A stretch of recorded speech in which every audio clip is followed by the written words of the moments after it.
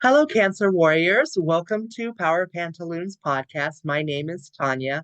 I am your holistic cancer wellness specialist, and today we have with us Allison Prest. Allison is a menopause specialist coach and hypnosis practitioner.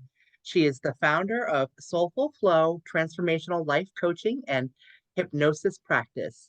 As a specialist coach and licensed champion for menopause and over 20 years in the health and wellness industry, she offers personalized support to women who are going through mental, emotional, and physical challenges as they transition from perimenopause to postmenopausal.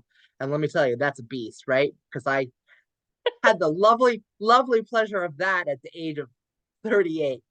She Mhm. focuses on women between the ages of 40 and 60, and she employs a combination of coaching, hypnosis, and fitness expertise to address concerns such as body image, hot flashes, anxiety, stress, sleep issues, and more. The International Coaching Federation, the Menopause Expert Group, and National Guild of Hypnosis, let's say that Mhm. 4 times, support her coaching and her hypnosis approach. They're not just a service, but also a safe haven for your menopause journey. So, Allison, welcome to the show. Thank you, thank you. Nice to be here. I am so happy to have you here. Let's talk about menopause, right? Some people have it medically induced, like Yes. I did, and some people uh, get there naturally at a much older age than I experienced it. And for everybody, it is so different. Yes, it is. It's a different journey for each individual. There are similarities, but every person I've ever talked to about it, there is always that unique aspect of it because I think it's how they approach it, right? There's that mindset and how they're approaching it and what the society is telling you how to approach it and what they see as menopause. And Society. it's Let's not listen to society. them. Right? And it's a challenge, and it is also a very, very underserved area for us women who we are going to go through it. There's no choice. I, you know, a- as a woman, we already have challenges because of the medical field. Mhm. Everything has been studied based on a white male. Yes, patriarchal system. And so the gaslighting we receive, the fact that there's just not solid information out there, um, it's a horrendous experience. And as a woman, if you don't advocate for yourself within the medical practices, you get gaslit, you get told to lose weight, you get told that you're just being an anxiety driven rabbit. Like, I mean, just ridiculous stuff. Yes. And they don't actually address your concerns unless you find specialists. And um, there are more and more of those, people that are specializing in functional medicine and menopause. And I'm finding that I'm meeting a lot of women who have transitioned already into menopause, advocating and Yes. helping their sisters bridge that gap. So let's talk about that. Absolutely. I hear everything you're saying, and that is why I decided to do this journey myself. Just because you were so right. It becomes a time in your life where you feel like you're put in a corner and you're not heard. And but we come with now so much more wisdom and knowledge, but it's they still trying to tell you like when it comes to menopause, there's just not enough information. And a lot of times, really for the doctors as well, they don't study much of it when they're in medical school at all. It is a very underserviced because it is undereducated when it comes to the medical industry, which is very interesting because we are half of the population and we will transition through it, and no one really talks about it. And it's now, like you're saying, more and more women are coming forward and becoming specialists in areas where we're just feeling we were so underserviced. So if you're not going to service, then I'm going to create a service that's going to help bring my sisters and other women and generations, bring them through. I have daughters and I want to speak to them now about menopause, and they're only 20 and 16. It's sort of like, you will go through this. Let's talk about what you're going to experience. And the symptoms are not just hot flashes and night sweats and not being able to sleep. There's a gamut of symptoms that nobody talks about. And a lot of it is mental. It's anxiety and depression because your hormones are they're going everywhere, and you can't even half the time vocalize what it is you're going through and really pinpoint it. And medical industry, you're fine, here's a pill. Yeah. Or Yes. here's a pill, just take that. Or sometimes they'll just say, you're just getting older, like, accept it. Oh, okay. Yeah, Like, right. thanks. Sure. I absolutely. The whole reason that I do Power Pantaloons podcast and, work with people that are navigating a cancer diagnosis is because I need to be the resource I didn't have 16, Yes. almost 17 years ago. Um, and there's so much that I have learned since, being on the other side of a cancer journey. And there are nonprofit organizations where people volunteer to drive you to and from your appointments. I didn't know that until 10 years after I, you know, didn't need that service anymore. There are, I mean, nonprofits that if you have family that needs to fly in, they'll put them up, they'll feed them. I mean, there's so many resources out there. There are Facebook groups that help you can support each other. I just there's so much.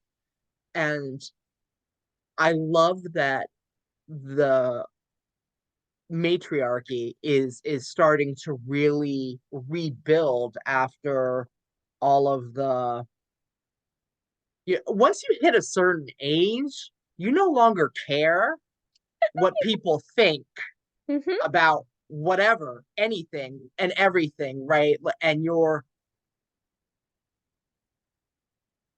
filter Absolutely. um gets a little broader, and you don't care anymore, right? Like the the seen and be not heard mentality of the 80s just it's not welcome anymore, and it really has hurt generations of women to to to deal with that, you know, go sit in the corner and shut up.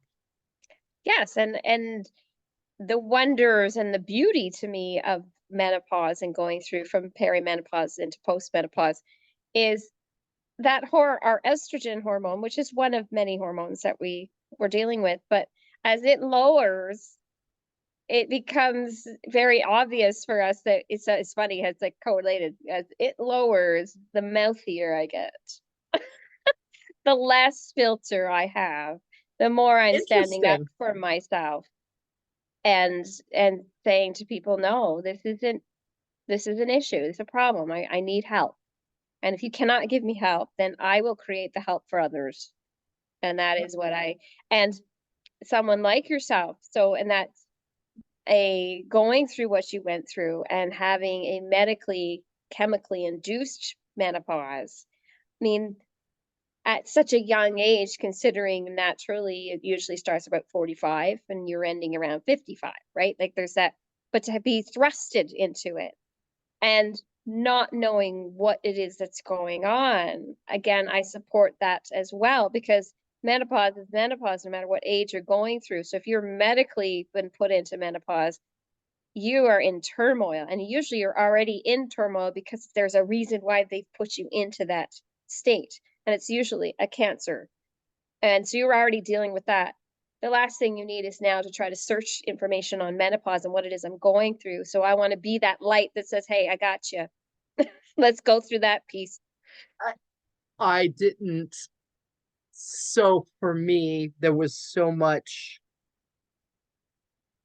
focus on cancer and zero focus on estrogen levels and hormones at all. I, Nobody talked to me about it at all. And honestly, it didn't occur to me because there was a blood draw, chemotherapy, Hmm. radiation. There was no room in the tunnel vision for anything other than cancer. Fight, And fight, fight, fight. I was very fortunate because I don't feel that I endured a lot of typical symptoms. I didn't get hot flashes at all. I, interestingly enough, started drinking soy milk Mm, um, at that time. And I think that that helped, even though there's controversy on whether you should be putting soy in your body or not. And some people say that it's fine, and other people say that it's not fine because it's more estrogen, right? And so I just did what I felt intuitively to do, and that's what I recommend that everybody does. Obviously, talk to your doctors if you're concerned about it, but I I didn't have the normal, but I don't know what the normal is, right? Like, because I didn't have conversations about this with my mom. I mean, we talked mhm. about a lot of other stuff, but like it was really very weird that when this occurred, that like we were just focused on the cancer and there really wasn't anything else in the world happening at all. Um, and then after a year of dealing with the cancer, because that's how long my treatments lasted, it was, from diagnosis to being released back in the wild, because that's what they do. Goodbye. And they Yes. don't, they no support whatsoever. Goodbye. And at that point, I had to come to terms with the fact that the thing that defines my femininity tried to murder me. And then I spent the next 5 years doing that. And that really can be like depression and the anxiety and all of the emotions like that is really when I think that I actually went through menopause. And for me, it was Yes. a 5 year journey. And at the time, I certainly didn't see it as menopause. Okay, that makes sense because you were thrusted into it so dramatically, but what you're describing is exactly what that's a part of menopause is there's also there's anxiety and depression and stress, and it is a grievance. Like you're Yes. grieving the loss of your fertility. On top Yeah. of that, there is a mental piece to that, as much as there's always that, "Hey, don't worry about it anymore." But there's that grievance because it is a part of our identity that we become women, we're fertile. This is having a menstrual cycle is part of our identity. And then now, in your case, it was thrusted away, but everybody going through perimenopause into menopause, it is slowly going away. And people don't sometimes step back and go, well, of course you're going to grieve something that is part of your identity because you don't know what you don't know what it looks like to be on the other side of it. Like, what is my identity past this? And society has so much emphasis on young, stay young. And of course, young is associated with fertility. And then, so you're thinking, I'm no longer even accepted in this world on this end, like of it, especially from as a woman, sensuality, who we are sexually. It's like you attach so much to your menstrual cycle, And your and all of a hair. sudden, and all of a sudden, it's gone. Yes, absolutely, your hair. It's like there's this piece, and people don't seem to understand that this is a mourning cycle as well. We need to have support that helps you through the emotional piece, the mental piece, the body, the whole physical change. And there's just that's why I thought, okay, how can I support my women friends and how can I support the feminine of the world to say, hey, you know, it's okay to grieve this and it's okay to try to find your new identity because you will thrive on the other side of this. There's Absolutely. you are And now going that to we're have a wonderful life. Menopause is not the end, it is actually the beginning of just another phase. And you spend, people don't seem to understand the math. You spend more time as women in menopause state, a menopausal state, than you do any other state. Because if you start perimenopause 38 to 40, and then you get, let's say we live to 80, I mean, that's a chunk of your life that you are in a more of a menopausal wisdom stage of our life than we ever were yeah, yes. before. Like you, That I was gonna speak to that, right? Like the we're living so much longer, a- mm-hmm, and you know, uh, there are studies that show that new entrepreneurs are 50 and 60 and 70 years old, right? Like they're starting a whole new life, and it's wonderful, right? Like, and there's that moment that, so for me, the entire time I was in the mother phase, I did not want to be a mother. I had no desire to have children, to give birth or do any of that until the moment they took the uterus out. And then I was mm-hmm. like, but wait. And I Because know it's that's identity. just, It's part of your identity. yes, The yes. idea that you can do it, I think it's good that you recognize you didn't want to do it, because I do think that not everybody has that journey, and it's Correct. absolutely that's not what's called to you. But it's still there's an attachment to it as women to the idea that, but I still can. It's a Yes. powerful thing. We create life. We can do this, and it is attached to your menstrual system. And guess what happens when it's gone? All of a sudden, it's like, oh, wait a second.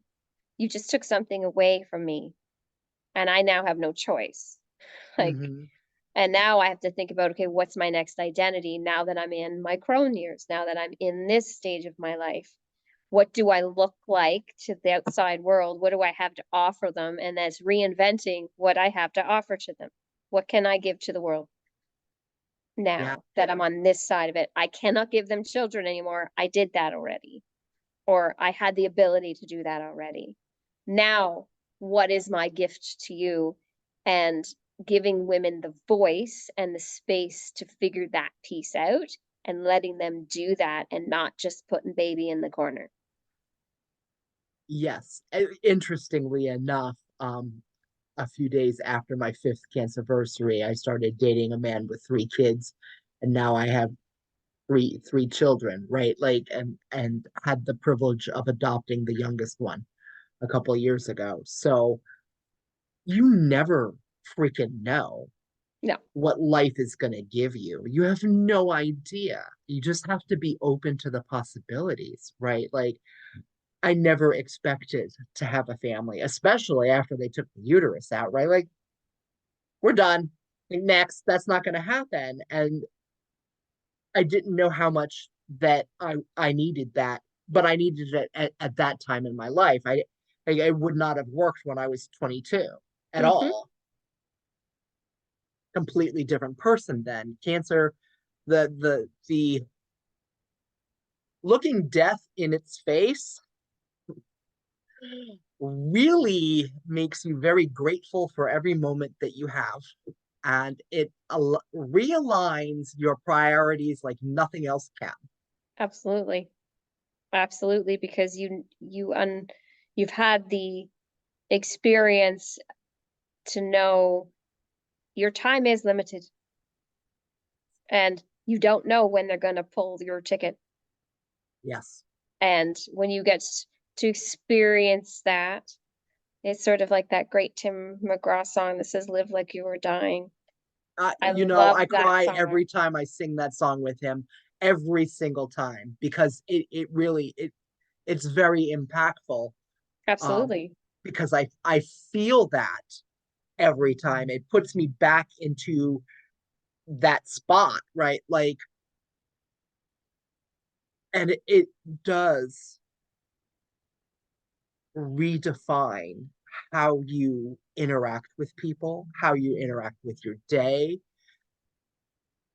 your whole concept of how life works changes the moment that doctor says you have cancer. Uh-huh. And it is, I've spoken to lots of survivors at this point, and we talk about that moment specifically, and it's like a punch in the face, and then the doctor's mouth keeps moving, and all you hear is Charlie Brown's teacher, womp womp womp womp, and you're in a state of shock, and you're not really breathing. You're just sort of moving and doing and just being ushered around, and they don't talk about how having a cancer diagnosis is a traumatic event. Like, Oh yeah, it's but trauma. it is trauma, but they're not going to talk about that. There's so much that we as a society like to just sweep under the rug and act like it doesn't exist, which is ridiculous. Hmm. The only way you can heal is by talking about it and working through it. So it is super important to talk with your sisters and brothers about what's going on with you. Absolutely. And that is what you're doing, is giving a voice to survivors and sharing those stories. And it's how I feel about giving a voice to women or individuals with um, uterus, right? Because we also have our trans community Yes. that, you know, they too go through these symptoms and these moments, and they need a voice to be able to say, this, what you're going through is normal and is unique to you, and let's give you some power to get to the other side and not just survive, but to thrive and create a new identity for yourself. You are creating new identities for cancer patients. Like the day before you were a non-cancer patient, now you are living as Now with you're a cancer, survivor. and then you're a survivor. So it's like you now have three different identities. And man, oh man, I'm sure you're thinking, God, I wish I took advantage to yesterday before I heard this news. And it's, I think for most women in South, our health and anything to do with our health, from the time we get our periods to the time our periods end, we are very under, our voices aren't heard, No, and things get missed. And that's another thing. It's also working with women who in their menopause years, that it's like helping them as well. Like, let's go talk to your doctor so we're not missing something here, because many menopause symptoms can be a sign of cancer. And it's like, yeah, don't just take that as a, yeah, you're getting older, pat on the head, let's move along. Like, mm-mm, let's come absolutely up not. with something. Let's, and then that's a part of my practice, is teaching women to get a voice and go talk to your doctor, and making sure we're checking all the boxes here before we start looking at different ideas, different therapies. Let's make sure that there's actually nothing really wrong Oh, that we really need to address. yes, yes, it's super important to advocate for yourself, Mm-hmm. and that is something I absolutely encourage and teach. You are 1,000% allowed to fire a practitioner. Like, it is called a medical practice. They are practicing for a reason. Like, it's a practice. Yes, I understand they went through many years of studying. They sure did. However, there is so much to know when it comes to medical things that they can't know everything. But the one thing I will say is you live in your body 24/7. So you are the absolute expert on your body. So when you're telling the medical practitioner your symptoms and what's going on, and they're gaslighting you and being dismissive, you need to call them out on that bullshit, because that's what it is bullshit. And don't put up with it. And if they refuse to help you, go find somebody else. Yeah, get another opinion. Go and Yes. find something, and just get another opinion if you can. I know you're in the States, I'm here in Canada, so the system is slightly different. It is, unfortunately for us in Canada right now, it's very hard to get a general practitioner just in general. Um, but I'm blessed to have one, and it's a full practice, meaning like I can go and see any doctor. I have a doctor, but if there's something wrong and there's a walk, I go to that and I see other doctors. And I've been known to see a couple of them and say, no, I don't like the answer of this one. I want to see, like, I need this to be fixed. I need someone to find me an expert that knows what they're talking about. And I've Yes. been blessed to have a fantastic team that has always generally set me in the right direction. But I also have experience from my grandmother, um, who experienced, that generation, the silent generation, that it was like they always listened to their doctor, and she ended up unfortunately passing away from something that was completely preventable. Yep. And it was, you're just getting old, Mary. That's it. You're just getting old. It's just Yeah. the flu. It's just this. And meanwhile, she had a twisted bowel and died of gangrene in Oh 1999. God. Like that, I know it's 25 years ago, but it still was 1999. And it was again an example for me of, no, women need to be heard and you need to jump up and down. When Yes. it doesn't make sense, if it doesn't make sense, then go ask another person. Just, Yeah. And I would like to say that female practitioners are better, but you can't make that nope. generalization because that's not true. I have found that is not true. It Um, isn't true. I can honestly say I'm blessed with a general practitioner, and he is wonderful. And he's been with me and my children for 20 years. And he is my go-to and he listens. But I also know that there are many that can't or don't, or they're just bogged down with everything else. And again, it is why I think you see more women going into the same fields that we are, like becoming coaches. It's like, well, no, we're not doctors, but we do come with wisdom and knowledge, and we're getting our education in this area so we can support you and or help you find the support that you really need. Like, let yeah, us help you. Let us get in your corner and let us scream with you.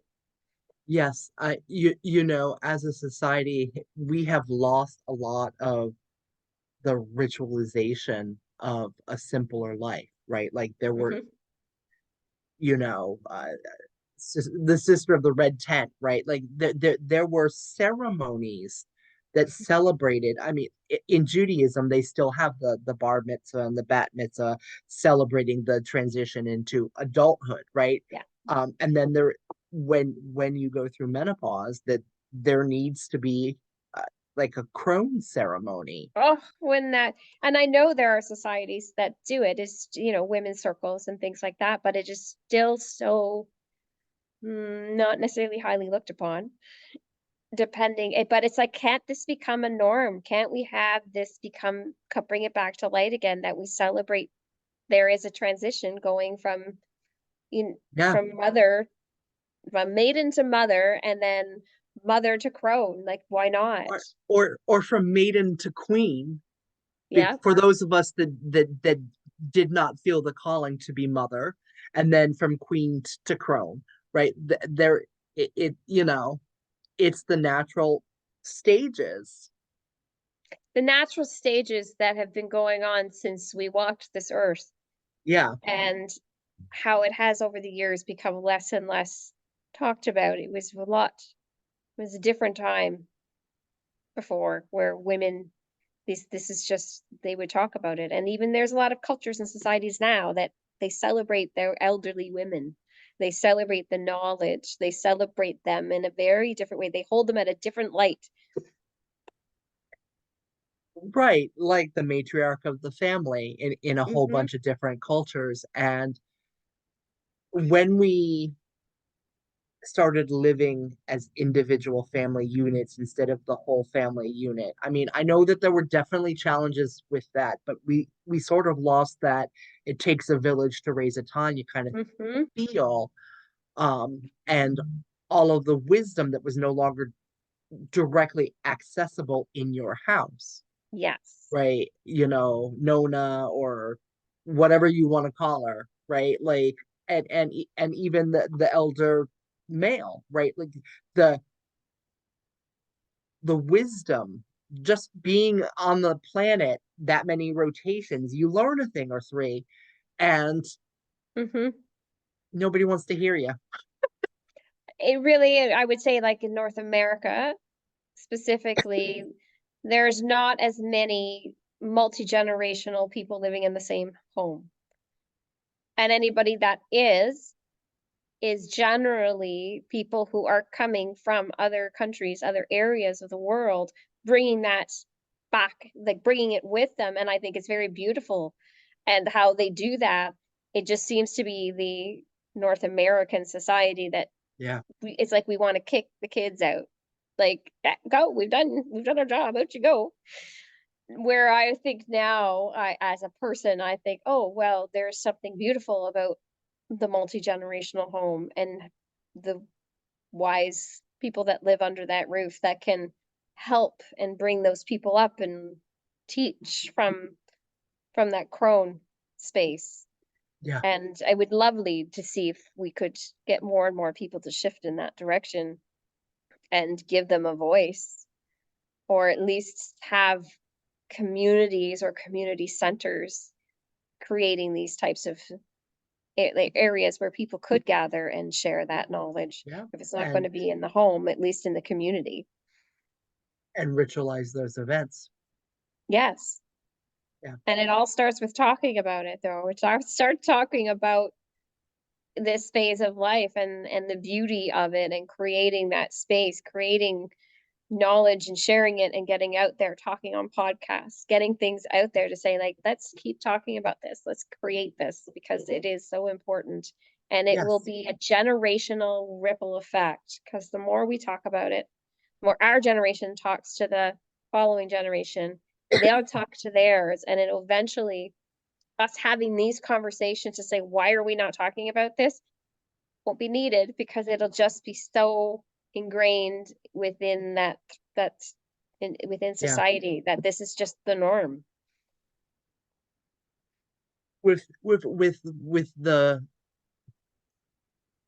technology advancements that we keep having, it seems like we're going in the wrong direction when it comes to socialization. People are having a much harder time communicating with each other, Hmm. setting personal boundaries because of smartphones and TVs. It is interesting how social media has created us to be less social, Yes. Yeah. because we are having a hard time with the human connection.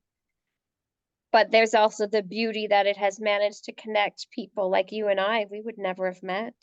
Right. And I Exactly. find that the part that is amazing is that things that need to be said and need to be put a highlight on. Let's point the light to this. It's easier now, and we can have a bigger range of touch. But there is that piece where what comes with some good is always going to be there's some bad to the good. There's always a balance. It has to be balanced. Well, yes, and we all need to be better about how we use the tools instead of letting the tools use us. And I am super guilty of doom scrolling and being so lost in it. People are talking to me and I don't hear a word, you know. I'm just as guilty as the rest of the family, right? Like, you know, Mhm. uh, um, and just have to be a little better every day until we're not dependent on it. Use it for good, not evil. It's like,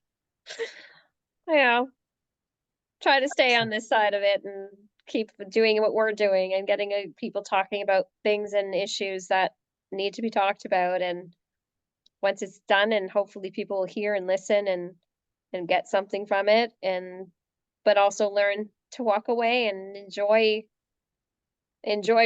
people, and enjoy and start talking to the people themselves like human beings, and then creating those circles. Like, it's like, maybe something we talk about today will inspire people to go, you know what, I'm going to start a little crone group. I'm going to go, for a crone That would be coffee, amazing.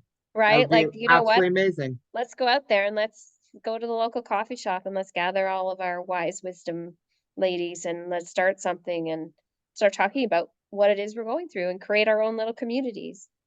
I did have a croning ceremony. I did. Um, I've actually had a couple, and you know, it it did help. It absolutely definitely did help. The entire transition, right, is being acknowledged that there is a transition when half the society is not even aware that there is, right? Or they don't take it seriously because they'll never understand the female perspective on that. And it's because of how society is, and people are not willing to do the work to be better people. Not saying everybody, obviously, but there are a lot of people that are just head down and not interested in working on themselves to become better people. That is their choice. It is. That is, we can only take, you can take people to water, but you can't make them drink. And in this world, that is part of, I would say, my crone wisdom is I have learned that you can go hand in hand to the people you're supposed to be hand in hand with, and let the others do what the others do. They make their choices, They and do. you can't change them, and nor should you. And that is a super hard lesson to learn. One of my very close friends who was with me through my entire cancer journey held my hand through it. I cried on her shoulder. 6 or 7 years after I finished, she got her own diagnosis, and she decided she wasn't fighting it. You can tell just by how she, and it was one of the hardest things I had to do was to just let her make her own decisions as an adult and allow her that. And man, it's shitty. It really is when you want to help somebody that you love so very much and they're just not interested in your help, and you have to have peace with that. Because it's their journey, It's their journey. and it's their journey to walk with, and then you as a friend have to support that journey whether you agree with it or not. And I think Yes. that again comes with, as we get older and wiser, we realize my journey and your journey are not going to be the same, and we can, support looks different to everybody, Yeah.